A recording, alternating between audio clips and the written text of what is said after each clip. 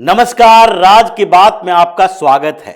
Supreme court के फैसले अक्सर ऐसे होते हैं जिसकी सराहना करना बड़ा मुश्किल होता है। ज्यादातर फैसले सरकार के खिलाफ ही दिखाई पड़ते हैं, फिर भी विपक्षी पार्टियां लगातार ये आरोप लगाते रहती है कि सुप्रीम कोर्ट, हाई कोर्ट, सरकार सबके ऊपर कब्जा किया हुआ है। लेकिन कभी कभी कोई ऐसे फैसला है जिसका प्रधानमंत्री नरेंद्र मोदी सराहना करें, उसका स्वागत करें, इसे महान फैसला बताएं, तो इसका मतलब है कि सुप्रीम कोर्ट के कुछ फैसलों पर चर्चा होनी चाहिए। और ऐसा ही दो फैसला सुप्रीम कोर्ट का आज आया, जिसमें से एक फैसला पीएम मोदी की नजरों में ऐसा था जिसे उन्होंने महान फैसला बताया है। ऐतिहासिक जीत हुई है भ्रष्टाचार के खिलाफ मुहिम की, क्योंकि यह सामान्य फैसला नहीं है और यह लगातार जो सुप्रीम कोर्ट ने फैसला दिया था, 5 जजों की बेंच का यह फैसला आया था, उसी के खिलाफ हुआ है। और यह सांसदों, विधायकों के ऊपर है,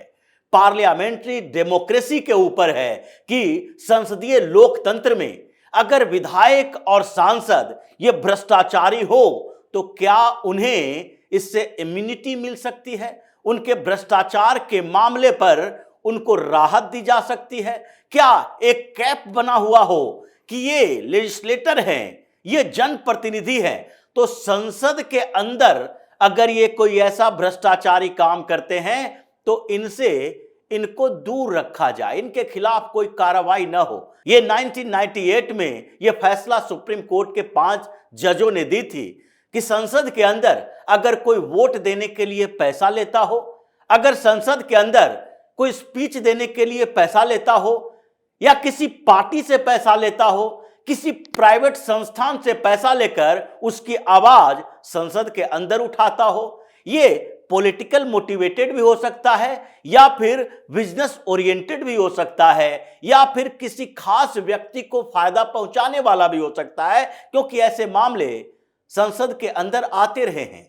हाल फिलहाल में महुआ मोइत्रा का मामला आया है, जिसे संसदीय कमेटी ने, प्रिविलेज कमेटी में यह मामला चला, एथिक्स कमेटी में यह मामला चला, और हर जगह पर यह पाया गया कि महुआ मोइत्रा ने गलत किया है।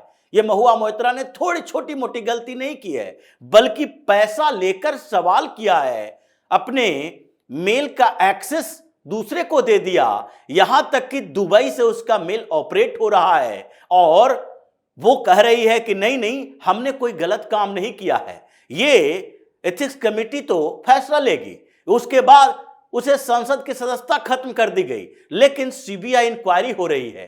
तो क्या सीबीआई इंक्वायरी का अधिकार नहीं है उस मामले में, क्योंकि यह संसद के अंदर चला गया है और संसद के अंदर के काम को लेकर सीबीआई इंक्वायरी नहीं कर सकती।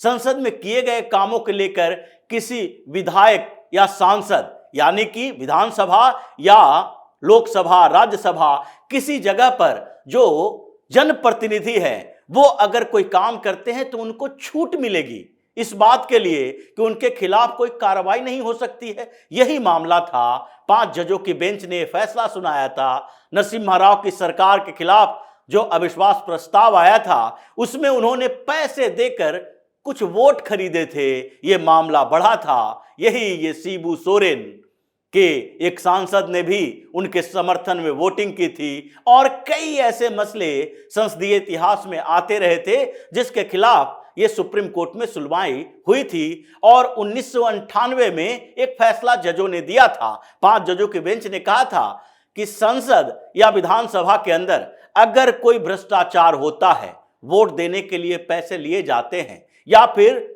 कोई भाषण देने के लिए पैसे लिए जाते हैं, तो उनके खिलाफ कार्रवाई न की जाए। ये उनको संरक्षण इस बात से मिला हुआ था। लेकिन आज एक फैसला आया और उसमें 7 जजों की बेंच बैठी थी उस फैसले के खिलाफ, और उसमें डीवाई चंद्रचूड़ भी थे, साथ में justice S Bopanna, justice MM Sundresh, justice PS Narasimha, justice JB Pardiwala, justice Sanjay Kumar, justice Manoj Mishra. ये 7 जजों की बेंच बैठी और इस पर गंभीरता से सुनवाई हुई।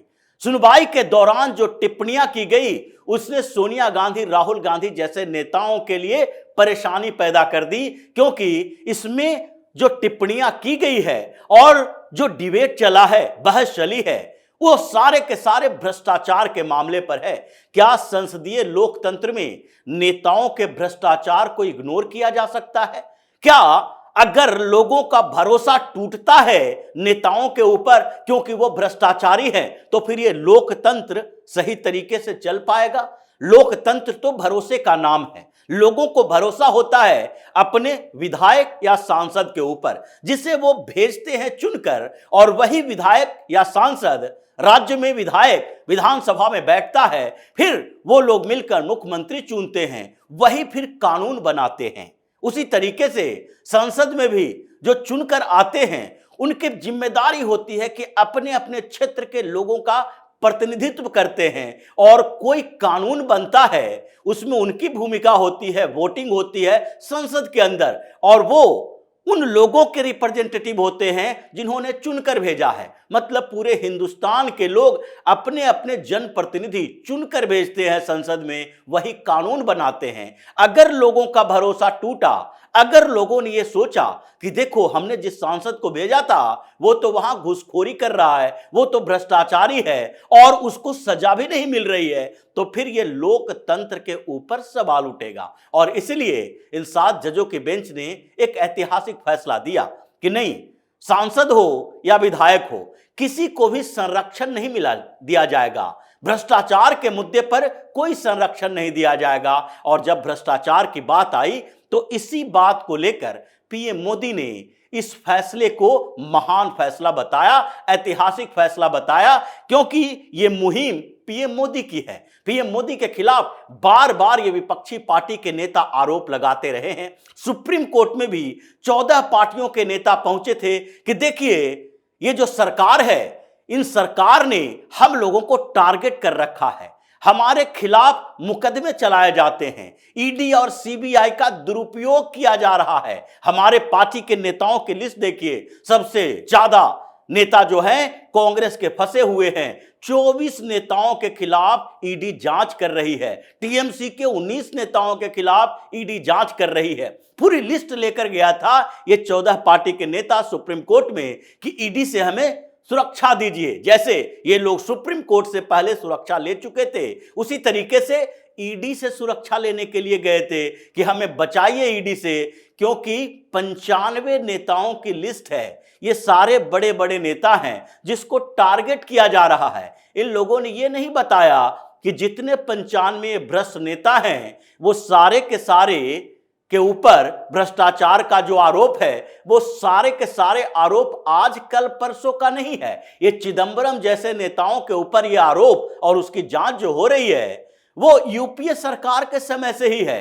नेशनल हेराल्ड के मामले में सोनिया गांधी और राहुल गांधी जमानत पर बाहर हैं और इनके खिलाफ जो जांच हो रही है और ईडी पूछताछ के लिए बुलाई थी, ये कोई एनडीए की सरकार के समय का मामला नहीं है, 2012 का मामला है। कोर्ट के आदेश से इसकी जांच शुरू हुई थी और उस समय सरकार कांग्रेस की ही थी, इसलिए यह बहानेबाजी नहीं चलेगी। हालांकि सुप्रीम कोर्ट ने उस समय भी कहा था व्यक्तिगत तौर पर आओ, सब मिलजुल कर मत आओ, यानी कि ये चोरों लुटेरों का झुंड एक साथ मिलकर सुप्रीम कोर्ट में पहुंचा कि हमें बचाओ ईडी से, हमें बचाओ सीबीआई से, हमें भ्रष्टाचार करने की इजाजत दो, और वो भी सुप्रीम कोर्ट से। यह संभव नहीं है। इसलिए पीएम मोदी की जो ये मुहिम है भ्रष्टाचार के खिलाफ, उसमें पहली बार सुप्रीम कोर्ट की तरफ से इतना बड़ा सपोर्ट मिला है। और यही वजह है कि पीएम मोदी ने सोशल मीडिया पर लिखा कि ये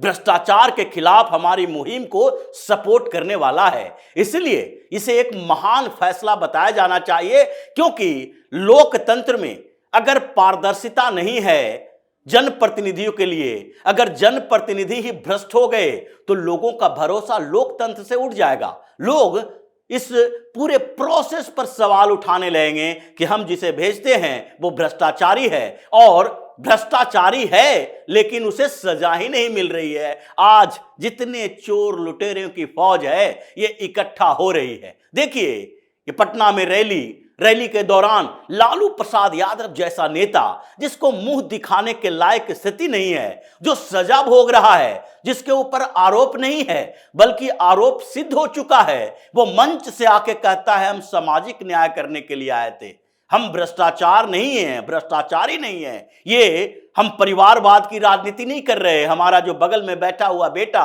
तेजस्वी यादव है, ये भी बहुत बड़ा सामाजिक न्याय का पुरोधा है।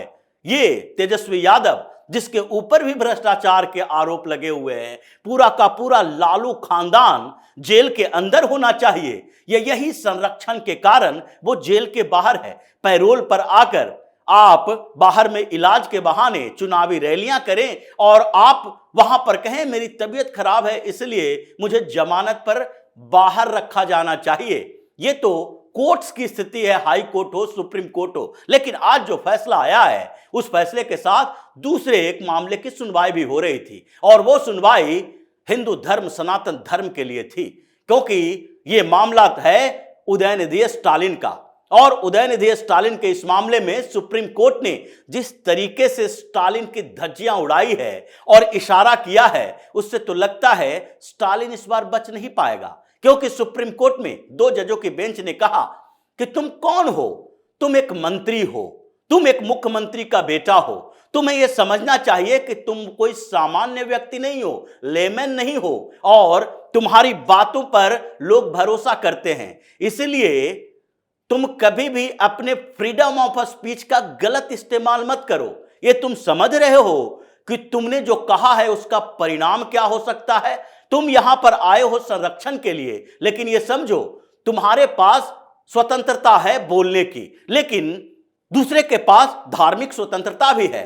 आर्टिकल 19 है तो आर्टिकल 25 भी है। अगर दोनों के बीच सामंजस्य स्थापित करो, मौलिक अधिकार दोनों के पास है और तुम्हें बोलने की आजादी है, इसका मतलब यह नहीं है कि किसी धर्म को खत्म करने की बात करो। डांट फटकार के स्टालिन को भगाया है और ऐसा लग रहा है कि सुप्रीम कोर्ट इस बार सख्त रुख अपना रही है कि ये फ्रीडम ऑफ स्पीच के नाम पर, बोलने की आजादी के नाम पर इन लोगों को सनातन धर्म के खिलाफ बोलने की छूट नहीं दी जा सकती है, चाहे स्टालिन हो या स्वामी प्रसाद मौर्य हो। यह सबके लिए सुप्रीम कोर्ट का एक कड़ा संदेश है। मतलब कई महीनों बाद कभी कभी यह देखने को मिलता है कि सुप्रीम कोर्ट में कुछ ऐसे फैसले हो जिसकी सराहना की जा सकती है। नहीं तो ज्यादातर फैसले ऐसे ही होते हैं, चाहे इलेक्टोरल बॉन्ड पर हो, आर्टिकल 370 को लेकर की गई सुनवाई के दौरान कुछ टिप्पणियां हो, या फिर तीस्ता सितलवाड़ के बेल पर हो, या राहुल गांधी सोनिया गांधी की जमानत पर हो। हर फैसलों में